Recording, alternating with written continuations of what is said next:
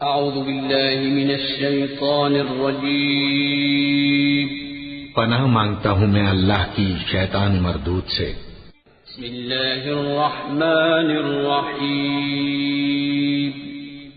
شروع اللہ کا نام لے کر جو بڑا مہربان نہایت رحم والا ہے۔ اے نبی صلی اللہ علیہ وآلہ وسلم، کیا ہم نے تمہاری خاطر تمہارا سینہ کھول نہیں دیا اور تم پر سے تمہارا وہ بوجھ بھی اتار دیا جس نے تمہاری کمر جھکا دی تھی، اور ہم نے تمہاری خاطر تمہارا ذکر بلند کیا، سو یقیناً مشکل کے ساتھ آسانی بھی ہے، بے شک مشکل کے ساتھ آسانی بھی ہے۔